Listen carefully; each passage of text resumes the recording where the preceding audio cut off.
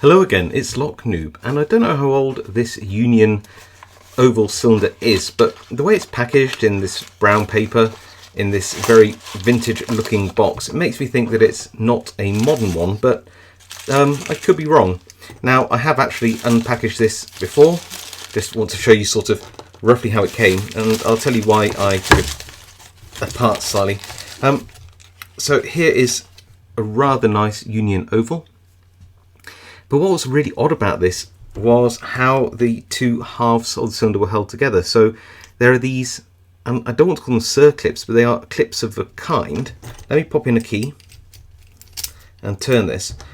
How these were installed was sort of like, you put them in like that, like this, and then they were held in with a roll pin like this, which I had to hammer out with some drift punches, which was a bit of a pain, I'll be honest, and I don't know how I'm going to get this back in, but I partially disassembled it anyway because it was a real pain getting that off. It really was.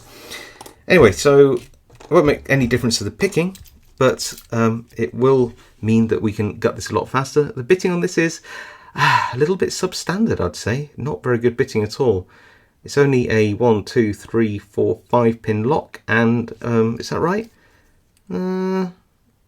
Yeah, it looks like it's 5 pins with a possible 6th position, but it doesn't appear to be populated if I look at that. So, well, let's have a pick, let's have a look, let's see how it all works, and yeah, we'll have a look inside. So here we are in the vise. Let me just check that I've got some good clearance. Yeah, bit clicky, but yeah, should be okay. There's that key, bit of a disappointing bitting. I was considering doing bottom of the keyway tensioning, but the angle of this keyway is such that I just tend to have it slip round. It was yucky, so I'm going to try with top of the keyway with a pry bar. The keyway's a bit too wide, but it does tension at an angle. Gem profile pick. Let's go up in here, try to find what's at the back of that lock. There we go. Pin 5, 4, 3, 2. Feels like pin 1 now. Back through.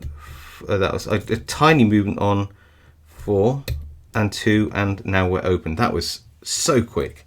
So let's try and rake this open with probably a bit of bottom of the keyway tension, just because it's going to be easier to have clearance at the top using a little bow tie. Make sure that I don't accidentally rake the core out, but because I've taken the circlips off the back.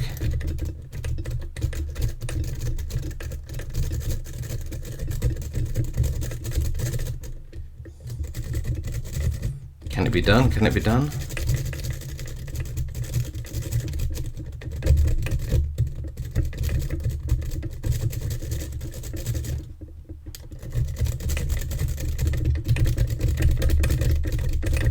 And yes, we got it.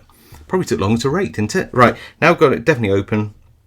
I can tell you it's all standard pins inside there, I can tell, but it's always worth a go anyway. Let's gut this and see where we get to.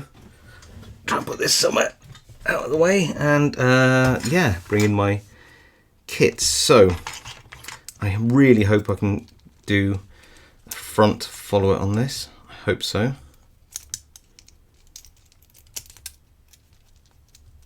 If not, then we might be in trouble. Okay, so far so good. Let's see if I can just pull this out.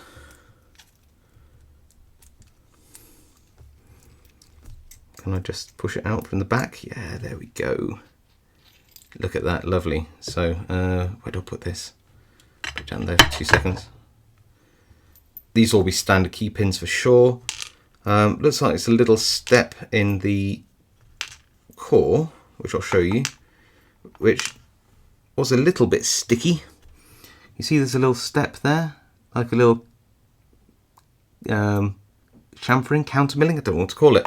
So maybe that's a small anti-pick feature, maybe. I'm not entirely convinced, but there we go. I've also lost my tweezers. I don't know where they are because I put them down 2 seconds ago, but it's okay. I'll just use my, of course it's over here. I was going to say just use my fat fingers to move these, but so there you go. Will those chamfers make any difference? I don't know really what's going on inside, so let's pop in this front follower if I can. Oh no, it's one of those where the core itself is a little bit small. Oh, that's a pain. And already pin 5 at the back sort of fallen out, so I wonder if I can just grab, oh, it's fallen right into the sort of area where the cam is. Let's see if I can get that out. There we go.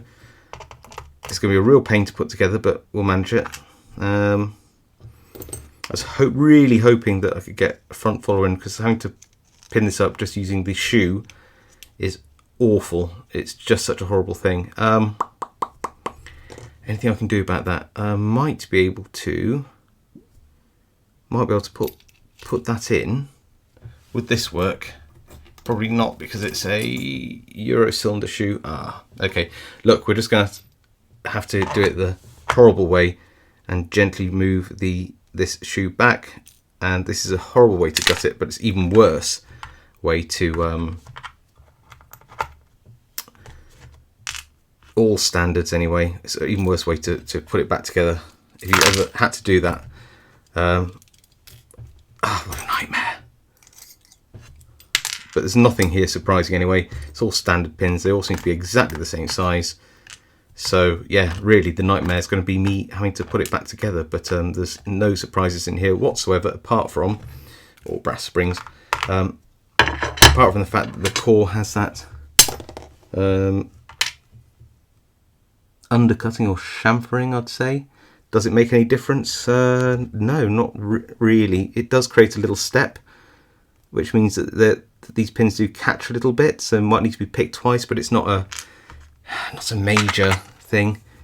Those are the pins. Got a little bit of beveling on the tops of these pins here, which again means that you can overset them slightly if you're not careful. But yeah, as you saw, easy to rake, easy to pick, quite rudimentary, but still fun. Nice lock. I like the packaging. But overall, not a high security thing. Well, if you like this video, please leave a like. If you haven't subscribed, please consider subscribing, because it really helps me out. If you have a comment, leave a comment below, because I read all of them and reply to as many as I can. And of course, I'll see you all next time.